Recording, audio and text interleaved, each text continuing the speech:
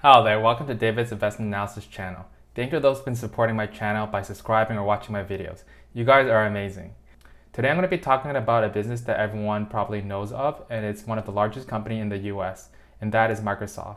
Microsoft is perhaps not as hot as those stocks I've been covering in the past, but it's definitely a steady Eddie climber. Even though that Microsoft is a mega cap, the stock price still increased over 378% this past 5 years, 102% the past 2 years, 54% this past year, and 14% this past month. Microsoft has been able to grow very steadily over the past 5 years. In the next bit, I'll be discussing about Microsoft, what they do, and how they earn income. Then I'll follow with the qualitative analysis looking at the aspects of the business, and followed by a quantitative analysis looking at the valuations and financials of the business. Then I'll conclude on whether I think the stock is a buy at its current price, and whether I own any shares of the business myself. I do spend a lot of time preparing for these videos, so I really appreciate if you could like and share my video. If you do not want to miss out on any stock analysis videos in the future, please do subscribe and click the bell notification. And if there's any other companies you'd like me to cover in the future, please leave in the comments below. Now let's get to it.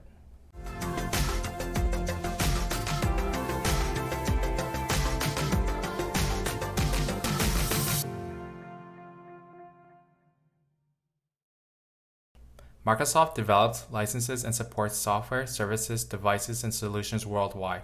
It is comprised of 3 segments, which include Productivity and Business Process segment, Intelligent Cloud segment, and More Personal Computing segment. The Productivity and Business Process segment, which offers Office, Exchange, SharePoint, Microsoft Teams, Office 365 Security and Compliance, and Skype for Business, as well as related client access licenses. LinkedIn that includes talent and marketing solutions and subscriptions, and Dynamics 365, a set of cloud-based and on-premises business solutions for small and medium businesses, large organizations, and divisions of enterprises. Its Intelligent Cloud segment licenses SQL and Windows servers, Visual Studio, System Center, and GitHub that provides a collaboration of platform and coding hosting service for developers, and Azure, a cloud platform. It also provides support services and Microsoft consulting services to assist customers in developing, deploying, and managing Microsoft server and desktop solutions, and training and certification to developers and IT professionals on various Microsoft products. Its More Personal Computing segments offers Windows OEM licensing and other non-volume licensing of Windows operating system. It also provides Microsoft Surface, PC accessories, and other devices.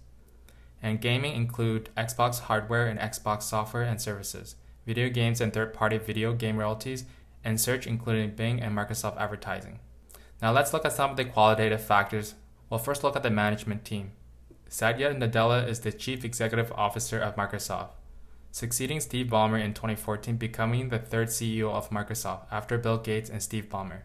Prior to being the CEO, he was the Executive Vice President of Microsoft's Cloud Enterprise Group, responsible for running the company's computing platforms.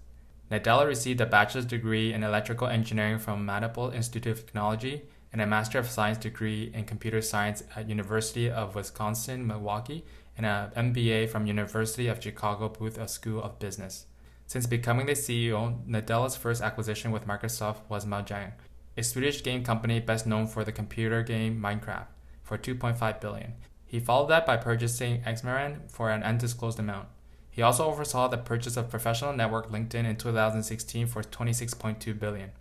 And on October 26, 2018, Microsoft acquired GitHub for $7.5 billion. Since becoming the CEO on February 4, 2014, the stock price rose from $36.35 to $213.67. That's an increase of 487% in just over 6 years, and that's pretty impressive.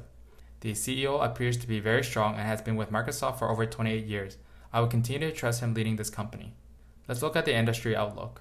Microsoft is in several different industries. We'll look at a few of the key markets that they're in and that are particularly important. The first is the cloud and computing market, especially with Azure's Microsoft's cloud business. The global cloud computing market was valued at $266 billion in 2019 and is expected to expand at a compound annual growth rate of 14.9% from 2020 to 2027.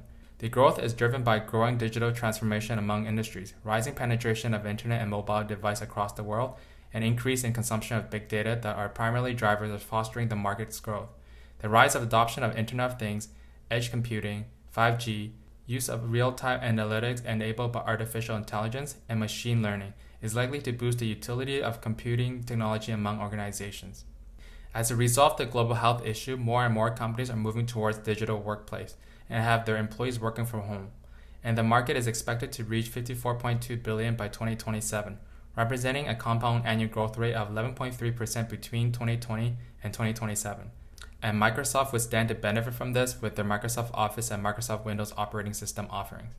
And per Researcher Markets, the global gaming industry is expected to register a compound annual growth rate of 12% between 2020 and 2025. One of the market drivers is the increasing demand for availability of multifunctional game console. And Microsoft's Xbox Series 10 will stand to benefit from this as they start to sell their console this coming fall.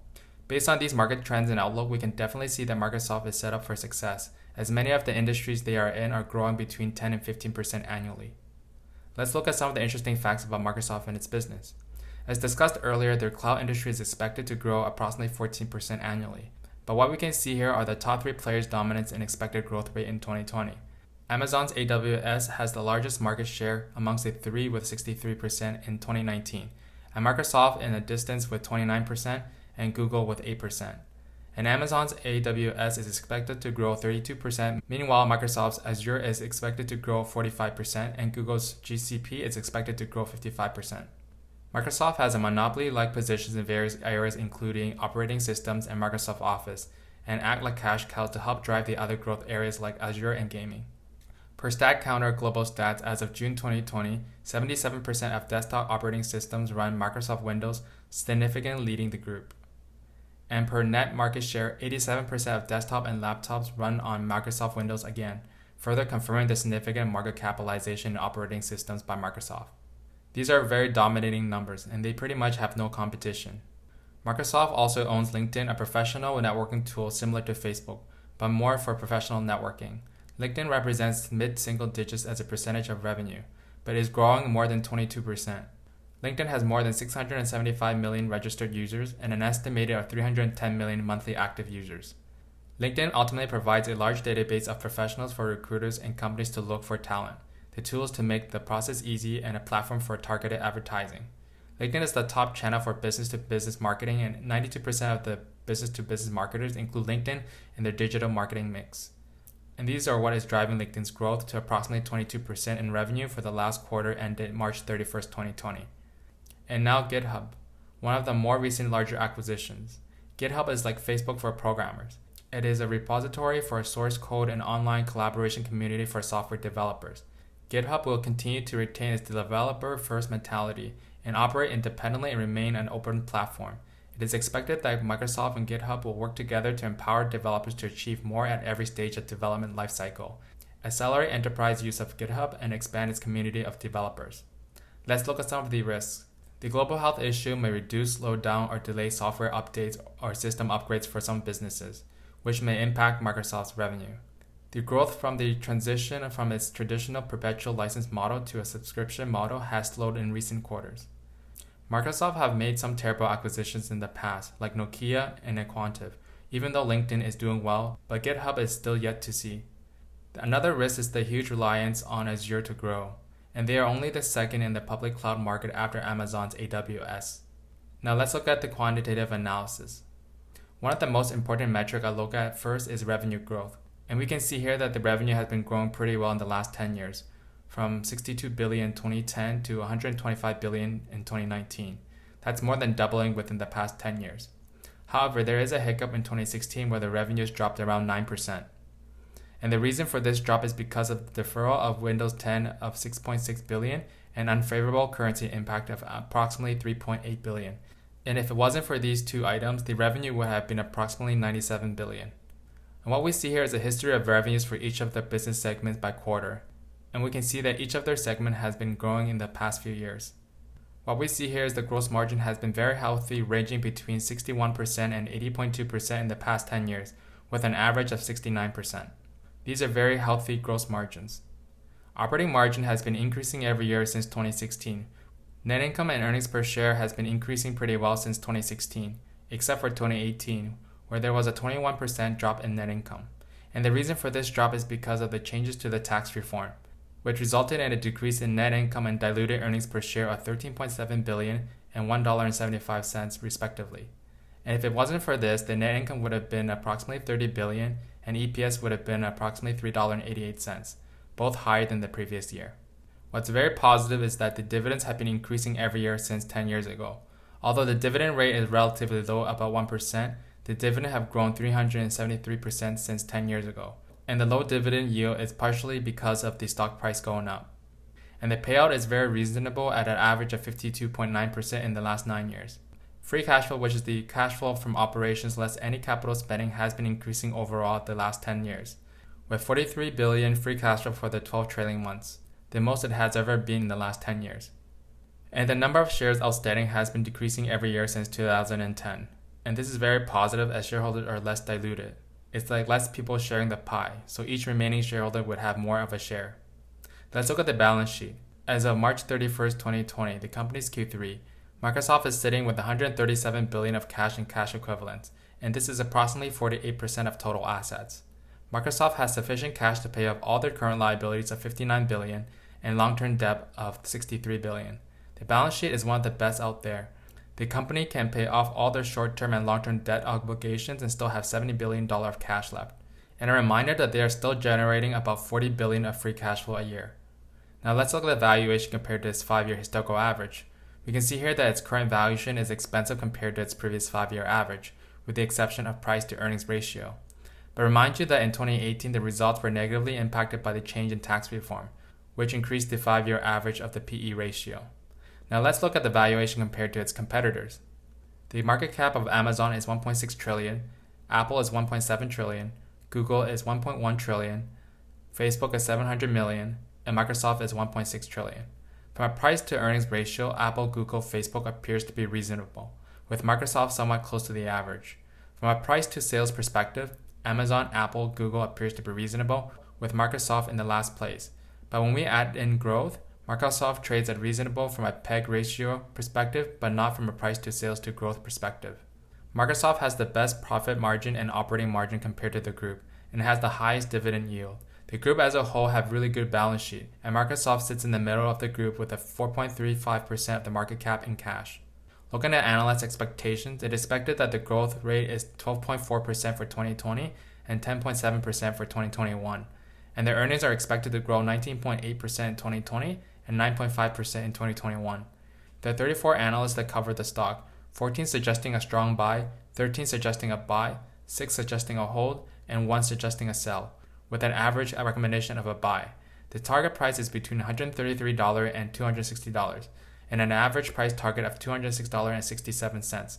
The current stock price is $213.67. And most recently, 3 analysts upgraded their price target. Wells Fargo upgraded target price to $250, Argus upgraded target price to $235, and Wedbush upgraded target price to $260. Conclusion. In my opinion, at today's price of $213.67, I think it is a buy if you have a long-term horizon. And I would suggest averaging in a position, perhaps buying 1/2, 1/3, or even 1/4 over the time, because of the following reasons. Microsoft has a strong CEO led by Satya Nadella, who has won several awards. In 2019, he was awarded Financial Times Person of the Year and Fortune Magazine Business Person of the Year. He helped increase revenues from 87 billion in 2014 to 129 billion in 2019, an increase of 48% over the 5 years. Microsoft has been able to grow, and this is very positive considering the size of the company. It is also within the industries that are set to continue to grow, such as the public cloud industry, digital workplace industry, and gaming industry, especially Azure cloud business, and is expected to drive the growth at Microsoft, with a 45% expected growth in 2020. Microsoft is a monopoly in operating systems for desktop and laptop computers, with 87% using Microsoft Windows. This remains a cash flow for the company and a competitive advantage over competitors. They also have a very diverse set of business that include LinkedIn, GitHub, Office, Surface, Xbox, Bing, Dynamics, Teams, and many others. They have a strong profit and operating margins, good dividend growth, and a strong balance sheet with a lot of cash. But here are some of my concerns. The global health issue may reduce, slow down, and delay some business software updates and system upgrades. Microsoft has significant competition in several key markets, including public cloud market, and they are not the dominant player and is second to Amazon's AWS. There has been a slowdown in the growth and transition from traditional perpetual license model to a subscription-based model. Microsoft has made some terrible acquisitions in the past like Nokia and Quantitative. LinkedIn has been doing very well, but GitHub is yet to see. The valuation is slightly more expensive compared to its 5-year historical averages and is slightly more expensive compared to comparable companies. Disclosure. I personally do own some shares of Microsoft and it's actually one of my largest positions. And it's a core investment for me and I do not intend to sell any shares. But I do intend on adding some shares on any significant pullback. I will not be adding any shares at this level because I think the valuation is a little stretched. If I didn't own any shares of Microsoft, I'd likely be averaging in a position slowly by buying perhaps 1/3 or 1/2 of the position over time. I believe this is an amazing company with steady growth into the future. And I do believe this is a great long-term investment. That's it for now. I spent a lot of time preparing for these videos, so I'd really appreciate if you could like and share my video. And if you do not want to miss out on any future stock analysis video, please do subscribe and click the bell notification. Thank you for watching. Until then, see you next time.